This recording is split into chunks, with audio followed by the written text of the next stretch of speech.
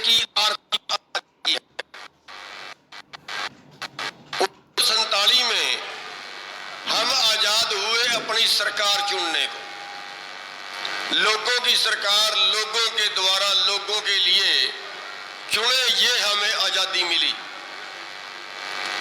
लेकिन पूंजीपतियों का और हमारे नेताओं का आपस में गठजोड़ हो गया। गठजोड़ की वजह से देश आजाद कराया, तब हमारा आजाद कराया, लेकिन इस देश का पैसा बहुत है, लेकिन लोगों के पास नहीं है, पूंजीपतियों के पास है। दूसरा, देश की सत्ता, आप केवल वोट देते हो, लेकिन वोट से राज नहीं बढ़ता, यहाँ पैसे से राज बढ़ता है। आप देखें कि जितने राज्यसभा के मेंबर हैं उनमें में बैठे हैं उनमें 90% लोग पूंजीपति हैं। और तीसरा, देश पे कब्जा करने के लिए राष्ट्रीय मीडिया है, वो उन्होंने अपने चैनल खड़े 33-34।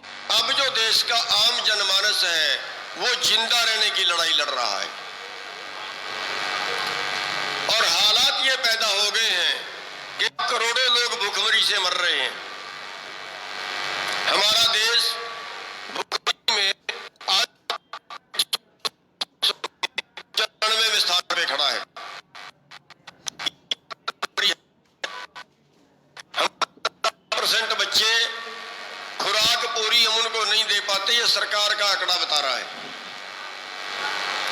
पिछले 20 साल के अंदर 3.5 से 4 लाख किसान कर्जे से परेशान किए हुए बैंकों के आत्महत्या कर गए। 2 तरह के कानून हैं, पूंजीपतियों के लिए अलग कानून है और किसानों के लिए, आम जनता के लिए अलग कानून है। अगर पूंजीपति 10,000 करोड़, 20,000, 50,000 करोड़ रुपया भी मार ले, बहुत से लोगों ने मार लिया, आज 15 लाख करोड़ रुपया है जो बैंकों का पूंजीपतियों ने मार लिया, लेकिन एक भी आदमी को इतने कर्जे में आपने सजा हुई जेल जाते नहीं देखा, और एक भी आदमी को इतने बड़े बड़े कर्जे में फांसी खाते नहीं देखा। लेकिन 2 लाख के 1 लाख सरकार का रिकॉर्ड, जिनके पर्चे उनकी बात कर रहा हूं, की चिड़िया देश की, जहां उत्तम खेती होती थी, लेकिन आज आजादी के बाद हमारी हालत ये है कि आज खेती कोई करना नहीं चाहता। आज खेती घाटे का सौदा हो गई है, और इस कदर घाटे का सौदा हो गया, और इसके ऊपर जो और कानून आपके ऊपर थोप दिए हैं वो कृषि कानून को उनका नाम दिया गया है। वास्तविकता ये है कि वो कृषि कानून नहीं है, व्यापार करने के कानून हैं। और अब अपने देश के किसानों को वर्ल्ड मार्केट से ज्यादा भाव नहीं दे सकती। अब जब वर्ल्ड मार्केट से ज्यादा भाव नहीं दे सकती तो सरकार न्यूनतम समर्थन मूल्य भी नहीं दे सकती, और जब सरकार न्यूनतम समर्थन मूल्य नहीं दे सकती तो उसको उससे बाहर निकलने के लिए उनको नए कानूनों का सहारा लेना पड़ा है। और जो नए कानून हैं उनका वो खेती व्यापार के कानून है, खेती कानून नहीं है। खेती कानून हमारी केंद्र की सरकार नहीं बना सकती, खेती कानून तो प्रदेश की सरकारों ने बनाने होते हैं।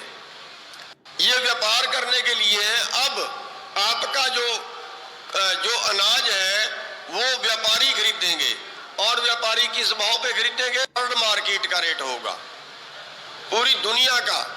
अमेरिका से मक्का सस्ता मिलेगा, हमारा MSP 1925 रुपए था। सरसों का रेट 3200 रुपए मिलेगा। अगर ये कानून लागू होते हैं, लागू तो हो गए हैं, अगर हम ये आंदोलन हारते हैं, सरसों का रेट 3200 रुपए मिलेगा। मक्के का रेट हमें 1100 रुपए इस बार बेचना पड़ा है, 1850 रुपए भाव था। हमारी धान हरियाणा में, पंजाब में आपका थोड़ा डर था तो खरीद लेते हैं, बिहार में, उत्तर प्रदेश में इस साल का रेट रहा है 1100 रुपये। 1100 रुपये आपकी धान होगी और देश की टोटल फसलें इसी तरह से आपको बेचनी पड़ेगी। क्यों? क्योंकि का जो सकता है, ये हमें कहा गया कि आपको खुली मार्केट दे दी गई। अब आप कहीं बेचें, हम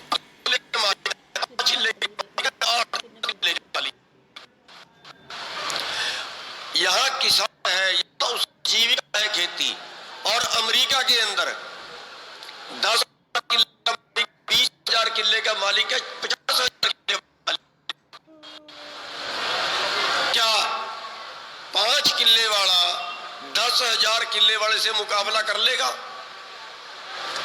यहाँ का हर काम लेबर से है, वहां का हर काम मशीन से है। आप यहाँ पे कपास बीजते हो, उसका एक एक होआ चुगना पड़ता है हाथ से, लेबर लग गई। अगर अमेरिका में किसान कपास बीजता है तो मशीन उसको चुगेगी, एक बार में सारे को दूसरी मशीन आएगी तो बंडल उठा के ले जाएगी।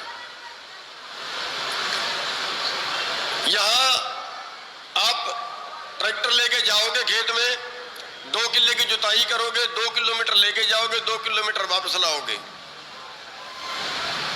वहां आप ट्रैक्टर जोतोगे तो 5, 6, 8 किलोमीटर से जाके वापस घूमेगा खेत की जुताई करने के लिए। प्लाट इतने बड़े बड़े हैं, जितने यहाँ के 5-7 गांव मिला के होते हैं ना, इतना तो वहां एक आदमी के पास है। वो व्यापार है, वो बिजनेस है खेती उनका। 43 लाख रुपए सब्सिडी है पर किसान को अमेरिका के अंदर।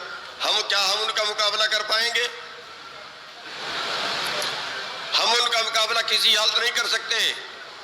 और दूसरी बात, जो यहाँ सब कुछ व्यापारियों को दे दिया, खेती का मतलब है भोजन। भोजन भोजन सबको चाहिए, भोजन कीड़े मकोड़े चिड़ी जानवर को भी चाहिए। खेती भोजन व्यापार नहीं होता, चंद लोगों के जाएगा। और अगर पूरे देश के गोदामों में चला जाए, फिर वो देश को खाने के लिए दे।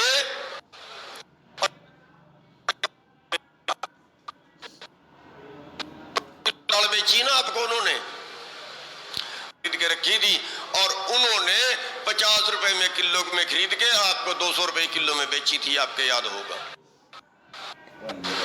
आपको प्याज 80 रुपए किलो में बेचा है, हमारे से तो 8 रुपए किलो में खरीदा था। आलू 40 रुपए किलो में बेचा है। और आगे के लिए इन चीजों को, इस काला बाजारी को कानूनी मान्यता दे दी। ये केवल किसानों का आंदोलन नहीं है, किसानों ने तो शुरू किया है। आंदोलन तो सारे देश का है, आंदोलन तो हर अन्न खाने वाले का है, हर भोजन खाने वाले का है आंदोलन। तो दुकान वाले भाई भी लेके खाते हैं, मजदूर भाई भी लेके खाते हैं, कर्मचारी भाई भी लेके खाते हैं। क्या आप 80 रुपए किलो में प्याज लेके खा पाओगे? अरे ये आटा जो आज हम कहते हैं 19 रुपए में गेहूं महंगी है, ये आटा 60 रुपए में बेचेंगे ये लोग। 60 रुपए में बेचेंगे ये लोग आटा। जनता को, हमारे देश की जनता को भूखी मारेंगे ये लोग। करोड़ों लोग भूखमरी का शिकार होंगे इनके। और अगर आपके आंदोलन करने से उन करोड़ों लोगों की जान बच सकती है, भूखमरी से बच सकते हैं, धर्म का और इससे बड़ा पुण्य का काम क्या होगा? आर्थिक कुर्बानियां होंगी, बिना 250 लोगों के करीब पड़ा हुआ है, लेकिन सरकार को किसी तरह की कोई चिंता नहीं है। साथियों, ये आंदोलन हर हाल में जीतना होगा। और मैं धन्यवादी भी हूँ आपके अपने हरियाणा के भाइयों का, हरियाणा के बुजुर्गों का, हरियाणा के जवानों का और अपनी मातृशक्ति का, कि सरकार चालें चलती है, हमें हिंदू मुसलमान के नाम पे बांटा गया, हिंदू सिख के नाम पे बांटने का प्रयास किया गया, हरियाणा और पंजाब के नाम पे बांटने का प्रयास किया गया। लेकिन जितना जितना बीजेपी ने षड्यंत्र रचे, जितने जितने उन्होंने क्रूरता बरती, पीपली में हम रैली करने लगे, हमारे सिर पाड़े गए, हड्डियां तोड़ी गई, सिविल कपड़ों में पुलिस ने रास्ते में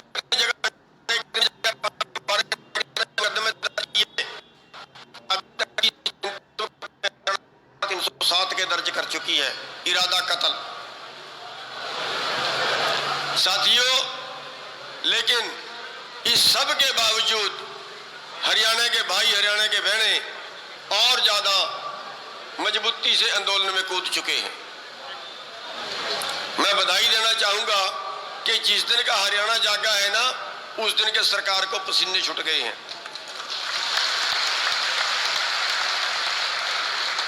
इन्होंने उस दिन का नेट बंद कर दिया, इन्होंने उस दिन का हमारे जो आने जाने के रास्ते थे उनमें कीलें गाड़ दी, सड़क के बीच में कीलें गाड़ दी, खाइयां खोद दी, सीमेंट की दीवारें कर दी। मेरे को समझ नहीं आती ये सरकार है कि क्या है। अरे परमात्मा के बाद जनता का रखवाला राजा होता है, और जब राजा ही क्रूर हो जाए, राजा ही अपनी जनता के नाम पे वहां हमें बांटने की कोशिश करे, इससे बड़ी क्रूरता और क्या हो सकती। देश को गुमराह करते हैं, बस एक टेलीफोन की दूरी पे है मेरे से किसान। अब वो टेलीफोन हम रोज लिखते हैं, किस दिन आएगा उसका, अभी तक तो आया नहीं। हमें नंबर नहीं बताते कि किस नंबर पे फोन करें। साथियों, ये आंदोलन, कुर्बानियां तो होंगी, कुर्बानियां तो हरियाणा के हर आंदोलन में हुई हैं। आप कंडेला कांड ले लीजिए, कादमा कांड ले लीजिए, सतनाली कांड ले लीजिए, नीसंग कांड ले लीजिए, चाहे जाट आंदोलन ले लीजिए, लेकिन जितने बार भी हुआ है पीछे तो सरकार ही हटी है, हरियाणा का किसान पीछे नहीं हटा।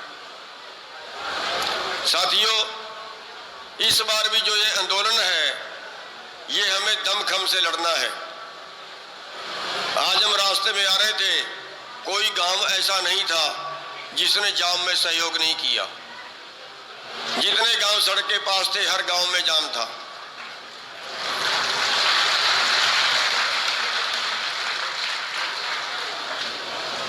लेकिन साथियों, ये सरकार दुर्योधन जैसा रूप ले रही है। कृष्ण जी ने समझाने की बहुत कोशिश की थी कि मान जाओ, लेकिन नहीं माने, और जब लड़ाई हुई तो विनाश भी हुआ और सब कुछ देना भी पड़ा। अब बीजेपी भी उसी तरह से अड़ी हुई है, टकराव करने पे अड़े हुए हैं।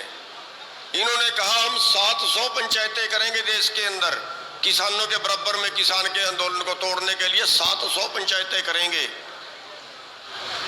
और सबसे पहली पंचायत करनाल के अंदर रख दी हमारे मुख्यमंत्री जी ने, चमचागिरी कुछ ज्यादा ही करता है।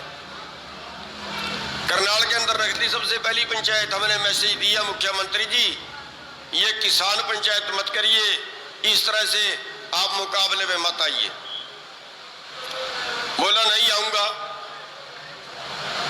रैली करूंगा, पंचायत करूंगा। वो बंसीलाल जैसी आकड़ आ गई। दोबारा फिर मैसेज दिया, मुख्यमंत्री जी मत आइए। कह रहा नहीं, पंचायत जरूर करूंगा। हमने कहा वे राजा देख लेंगे भी जो कुछ होगा। और जब हरियाणा के भाई इकट्ठे हुए,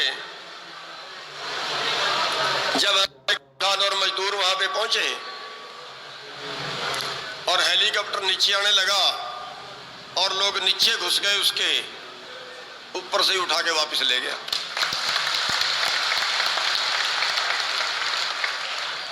यही आपके पड़ोस में दुष्यंत के साथ किया था, हेलीपैड पाड़ दिया था उसका। देखिए, हमें किसी से झगड़ना नहीं है, हमें किसी से लड़ना नहीं है। हमारे क्रांतिकारी भाई हैं, लेकिन हमने किसी से झगड़ा नहीं करना। पुलिस वाले हमारे भाई, हमने पुलिस वालों से नहीं टकराना। अधिकारी सरकार के बंधे हुए हैं, उनसे नहीं टकराना। लेकिन हाँ, एक जरूर है, हम कुरुक्षेत्र में रैली कर रहे थे, नहीं करने दी ना, लठ मारे ना, सिर पाड़े ना हमारे। हम दिल्ली में जगह मांग रहे थे, नहीं जाने दिए ना। और कल जब ये हमारे गांव में रैली करने आए, फिर क्या करना चाहिए इनका?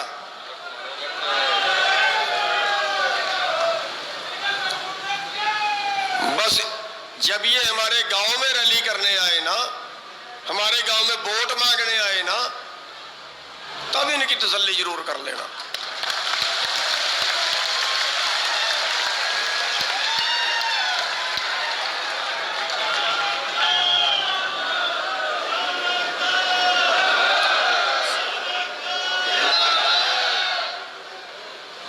साथियों,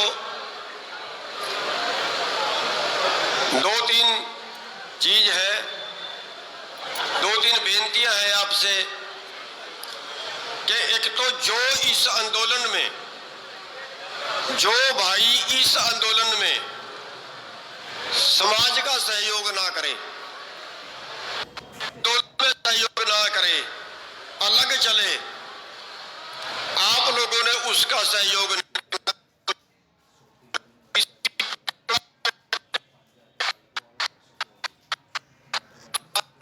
नहीं डालने, चाहे वो मेंबरी का चुनाव हो और चाहे वो एमपी का चुनाव हो। दूसरा, पूंजीपतियों ने देश पे कब्जा कर लिया है, थोड़ा सा इनको सबक सिखाना है। अंबानी का, अडानी का, और एक हमारे देश में और शरीफ आदमी पैदा हो गया, बाबा रामदेव। इन तीनों का माल नहीं खरीदना, इन तीनों के माल का बहिष्कार करना है।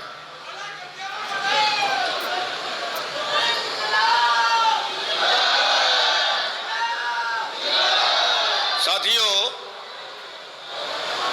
वैसे तो आपको थोड़ा है जो है ना, वो किसान की कभी कभी सूत आती है, कभी कभी सूत आती है और मनाने पड़ते हैं। अब जैसे मैं कई जगह उदाहरण देता हूं कि एक राजा ने के पास बकरी थी और उस राजा ने इनाम रख दिया कि जो मेरी बकरी को रजा दे उसको दे दूंगा। और तो फंसी, चारा किया। बकरी की आदत होती है मुंह मारने की, उसने मुंह मारा चारे पे। तो राजा ने कहा, भाई रजी नहीं, अगर रजी होती तो चारा ना खाती। फांसी टांग दिया। अगले दिन एक लाला जी गया, वही बकरी को ले गया कि मर जा खड़ाए, और पता नहीं क्या क्या खड़ा है बेचारे ने। सवेरे राजा के पास लेके गया, राजा ने चारा बकरी ने फिर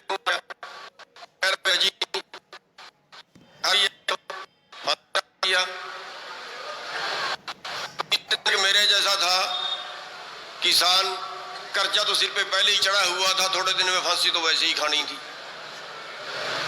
मैं मरना तो वैसे भी है, बच्चे खर्चा मांगते हैं नहीं, कर्जा गड़गड़ चढ़ गया है, चल तू ले बकरी, देखी जाएगी जो होगा। वो बकरी लेके आया, खुंटे से बांध ली, चारा आगे किया। बकरी ने चारे में मुंह मारा, उसने मुक्का मारा। बकरी ने फिर चारा आगे किया और उसने फिर जो है वो चारे पे मुंह मारा, उसने फिर जबड़े पे दिया। सारी रात ट्राई की बकरी की, और सवेरे लेके गया राजा के पास। वो दरबारी कहने लगे, राजा जी आगे। राजा ने चारा किया आगे और उस किसान ने दिखाया पीछे से मुक्का, बकरी 2 फुट पीछे गई। कह रहे जी अब रज गई।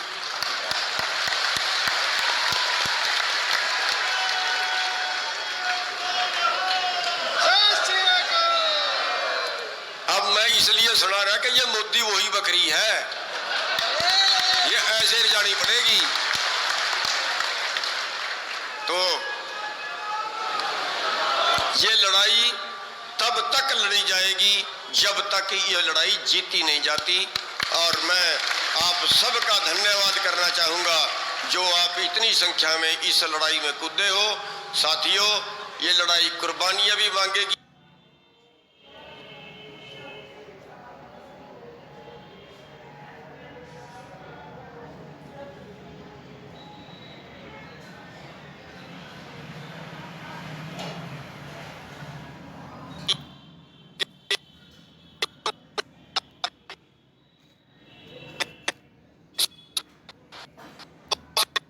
से कह लो चाहे एक बहाव होता है इकट्ठे होने का। बाबा रामदेव ने आंदोलन किया, घर में हर घर गली कूचे तक आंदोलन पहुंच गया। एक बार आश्वासन देके उठा दिया, दोबारा आंदोलन करना चाहा, हुआ नहीं। क्यों? क्योंकि हम संगठित नहीं थे, बहाव का आंदोलन था। आज हम इकट्ठे हो गए हैं, एक किसी छेड़छाड़ कर दी, हमारे लठ मार दिए, इकट्ठे हो गए हैं। लेकिन अगर आप दूसरा आंदोलन जाट आंदोलन का देखोगे, जो आंदोलन उठा, बहाव आया, बाढ़ की तरह आंदोलन उठा, आश्वासन देके उठा दिए, दोबारा कुछ दिया नहीं तो दोबारा आंदोलन नहीं हुआ। और ये सरकार सोचती है हर आंदोलन में कि जो बहाव का आंदोलन है उसको एक बार दबा दिया जाए, झूठ बोल के दबा दिया जाए, आश्वासन दे के दबा दिया जाए, षड्यंत्र करके दबा दिया जाए, एक बार आंदोलन खत्म हो जाए दोबारा आंदोलन नहीं होता। लेकिन मैं आपके उसके लिए ये प्रार्थना करना चाहूंगा कि हमें ये करना है कि हमें कभी भी आंदोलन करना पड़ जाए, किसी भी मुद्दे पे आंदोलन करना पड़ जाए, स्थानीय पे करना पड़ जाए, राष्ट्रीय पे करना पड़ जाए, हमारे में वो ताकत कभी भी आंदोलन करने की होनी चाहिए। और